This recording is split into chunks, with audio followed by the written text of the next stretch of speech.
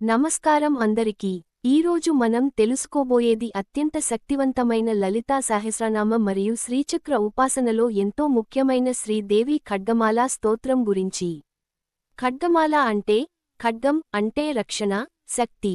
మాల అంటే వరుస, అంటే దేవి శక్తుల పరంపరగా మనకు రక్షణనిచ్చే పవిత్ర స్తోత్రం.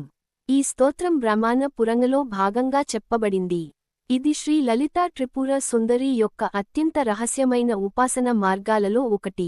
ఖడ్గమాల స్తోత్రం జపించడం వల్ల మొదటిగా మన చుట్టూ నెగటివ్ ఎనర్జీ తొలగుతుంది. రెండవది భయం, ఆందోళన తగ్గుతుంది. మూడవది ధన, ఐశ్వర్య, శాంతి కలుగుతాయి. నాలుగవది మనసుకు బలం, ఆత్మవిశ్వాసం పెరుగుతుంది. ఐదవది దేవి కటాక్షం సులభంగా లభిస్తుంది.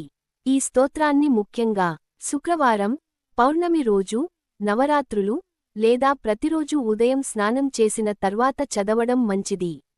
జపించే ముందు మనసు ప్రశాంతంగా ఉంచాలి. దీపం వెలిగించి దేవి చిత్ర ముందు కూర్చుని భక్తితో పఠిస్తే ఫలితం ఇంకా ఎక్కువగా ఉంటుంది. చాలామంది అంటారు, ఖడ్గమాల స్తోత్రం వినడం మాత్రమే కాదు, అర్థంతో చదివితే జీవితంలో అద్భుత మార్పులు వస్తాయని. ఇది కేవలం ఒక స్తోత్రం కాదు, ఇది దేవి శక్తి యాత్ర. ప్రతి నామం ఒక శక్తి, ప్రతి శక్తి ఒక రక్షణ. మీరు కూడా భక్తితో ఈ స్తోత్రాన్ని మీ జీవితంలో భాగం చేసుకోండి.